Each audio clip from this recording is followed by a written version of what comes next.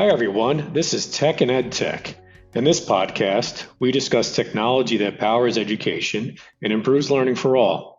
In today's episode, we'll be focusing on AI and data governance for education. I'm your host, Dan Gizzi from Magic Ed Tech, and our guest today is Michael Lyons, Chief Information Officer at MassBay Community College. Michael, thanks for joining me and welcome to today's show. Oh, thanks for having me. It's really a pleasure to be here today. Yeah, we appreciate learning a little bit more about you and your background as well. Can you give us a little bit of history and how you got into education and more specifically, how you got into your role as Chief Information Officer, your CIO role? So I'm a 30-year IT professional. I actually started off my career working in higher education, computer store at my university, UMass Boston.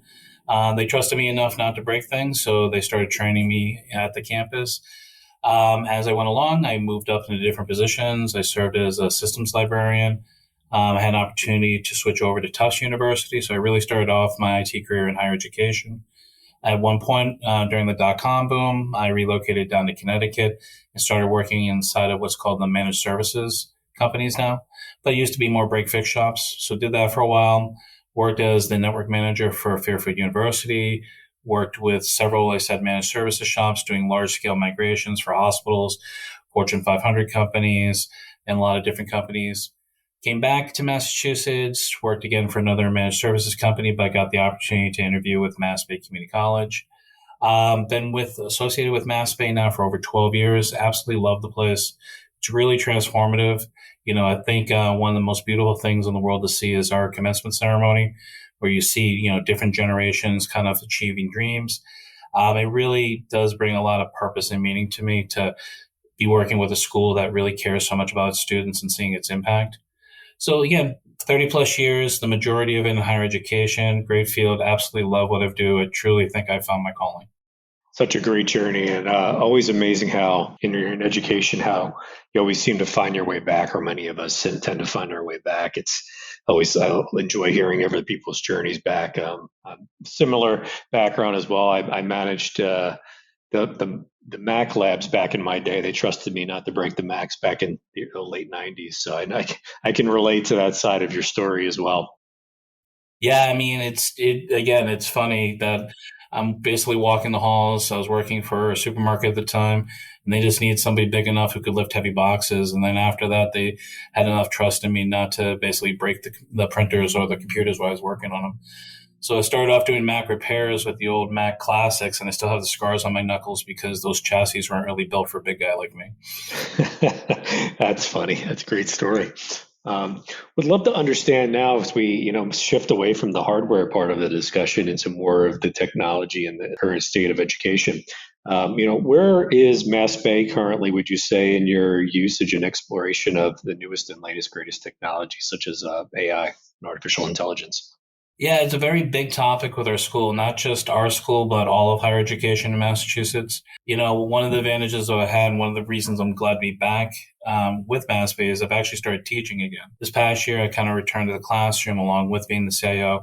And it's really kind of built in a great experience to kind of see what my students are experiencing with our technology, see if there's any gaps. I always like to place myself in that position. One of the things, I went back and got my master's degree, so I served in the role of a student, served in the role of a faculty member. So it's kind of good to have those first person experiences. But the interesting thing with AI, in particular ChatGPT, is when I started my spring class in January, during our second class, was teaching about, as an introductory class, I was teaching about search engines, stuff like Wolfram Alpha. And I said, oh, who knows about ChatGPT? And nobody in the class had known about it. So fast forward, it's a 15-week class. We're basically entering into presentations.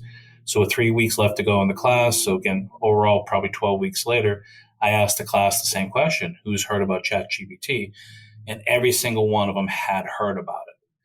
Now, the reaction on our campus was, mixed. I was really pleased that a lot of our senior faculty members, especially around the English department, were engaging with it. They're like, yeah, we see this is coming. We see this as a tool. Let's talk about it. And they really led a lot of the conversation. So we had a number of different workshops throughout the spring and into the beginning of the summer session where we started talking about, what is this? What is it going to do?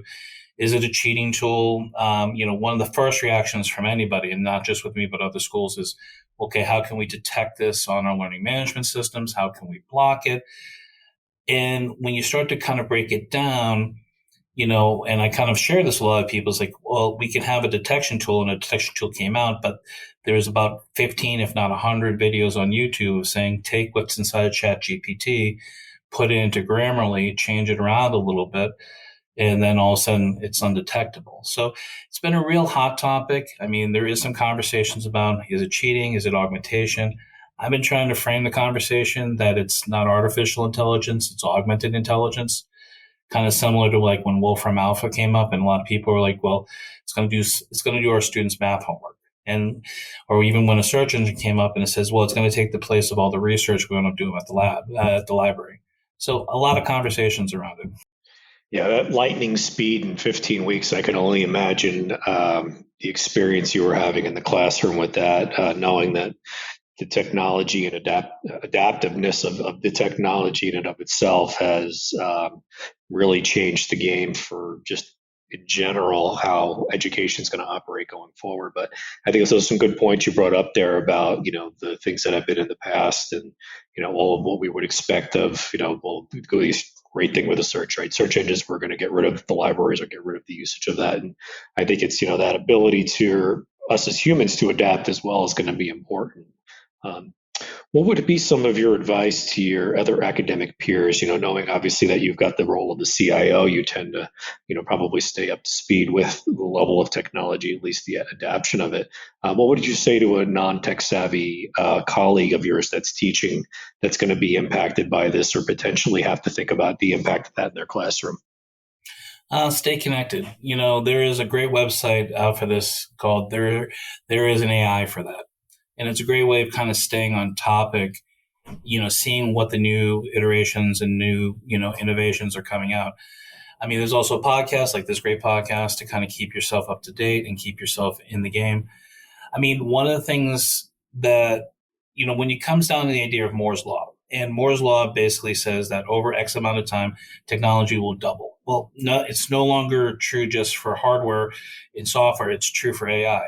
Just looking at there's an AI for this, you can just see the explosion of how more and more tools have been coming out for this. Everything from image creation, everything from, tools geared towards higher education. Like one of the ones I like to mention is Cactus AI, which is really geared towards, we will help you produce your papers and materials and things along those lines. So having an understanding of what's out there, having an understanding that it's not just Chat GPT, it's a lot of other things. And also having an understanding of where, Chat GPT in particular is going, with its partnership with Microsoft and the investment they've made in there.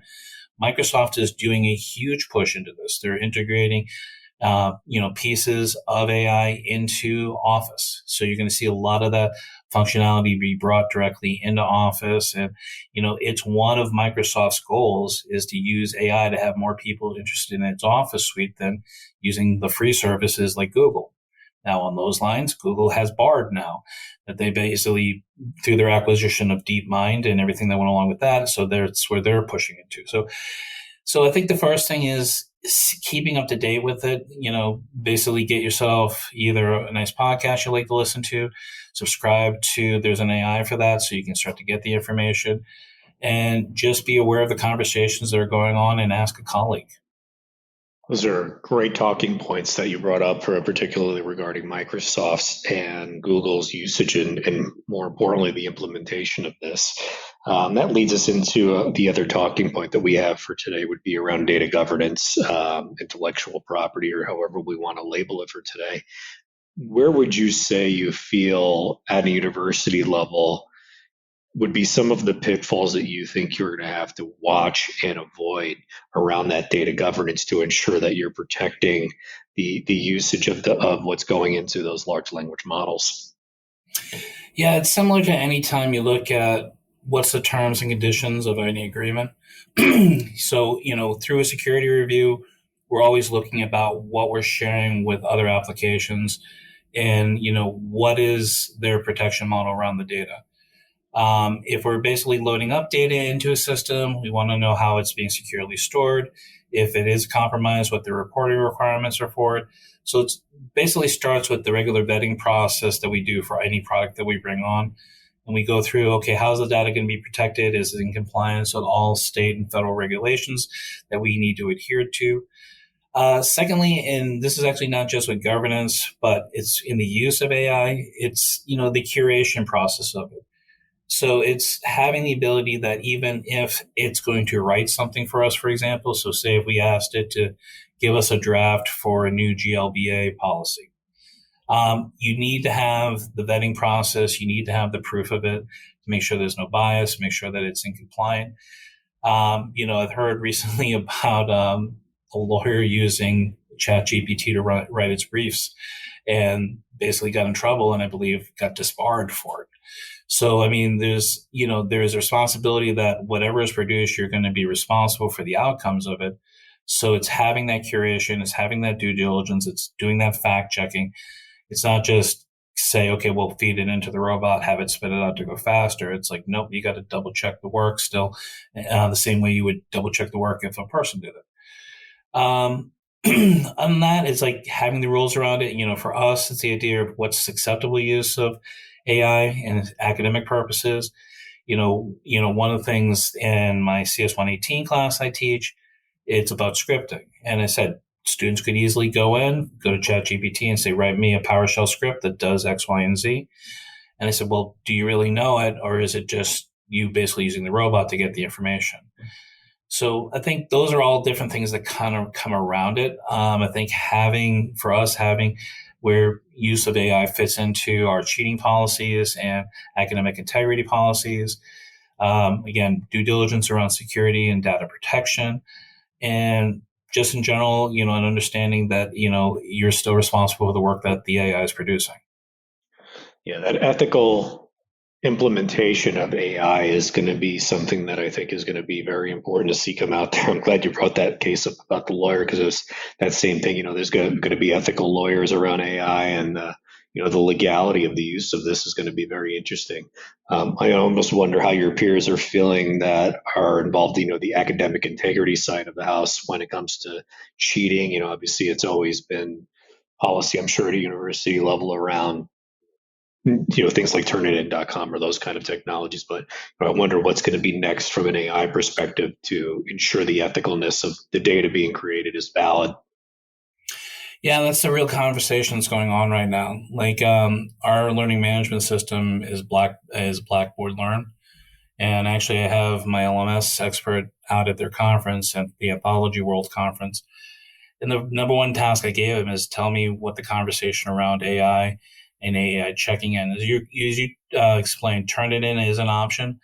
But as I said before, there's for every one of those solutions that's in place, there's a tool out there that says feed it into this, feed it into that, and you can pretty much whitewash the content. It almost gets into a stance where some of our faculty is saying, well, we'll do more in classwork. Some have actually said, well, I don't care if you create it as long as you're going to fact check it and you're responsible for it. And even some faculty quizzing students on the paper that they sent in to kind of see if it's their original material. So, yeah, there's a couple of different approaches to it that's going to need to take place. Again, for me, with the classes I teach, since it's so technology related, I lean into it as just another tool, but explain to people, like everything else, you're going to be responsible for it. Here's how you use it responsibly. But it's an open topic. Again, January, nobody in my class knew about it. We're now almost 7 months later, and it's the number one topic on most IT people's mind. Yeah, the lightning speed of that's amazing. It's going to be almost interesting to see what the fall does to the language models and how quickly. I think 4.0 is already out for mass consumption on the ChatGPT side, at least. Oh yeah, and then there's the announcement of what's it called? Twitter wants to do. It's called X. I think it's called X1, but they want to again. Elon Musk was one of the original investors in OpenAI. And he really wanted to be an open system. So he's thinking about basically building his own version of AI. And how he's going to build his language model is feeding in all the feeds from Twitter. One of the big things with Bard is all the data that Google has to feed into it. So, in not only just with, and the big thing with Google is isn't just, search engine materials and materials from documents and everything else along those lines, but it's all the voice, recognition they can add in because of Google Voice and because of YouTube. So it's a lot of content that they can ingest into BARD. So it's going to be interesting to see what the next 6 months looks like. Definitely. I think one of the points I'd like to address a little bit more with you, so that push for more potential instructor led, obviously being Blackboard Learn as well. I'm sure with all of the change that happened, with the move from pandemic, are you doing a lot of online curriculum still at this point? Has it been moved all back to the classroom? Is that going to impact, maybe some of those other strategies you think that have been implemented over the last few years? Yeah, so it was a big piece with MassBay that we did asynchronous distance learning during COVID like everybody else did. But typically our remote classes are, we did synchronous remote learning, pardon me. Our traditional model is asynchronous remote learning. So it isn't an in-person classroom, and it's really meant for people to kind of work the class around their schedule. Our president really believes strongly in it, and the statistics back it up that, the best outcomes for our students are those interactions, are in-person classes. The passing rate or failure to dropout rate of having the interaction, connecting with the person. Additionally, college is a lot more than just passing grades. It's about meeting people, having a social experience. A lot of times, some of our students, their only college experience will be community college, and we want to make it the most rich and warming and inviting environment possible. And a lot of that happens when you come on campus.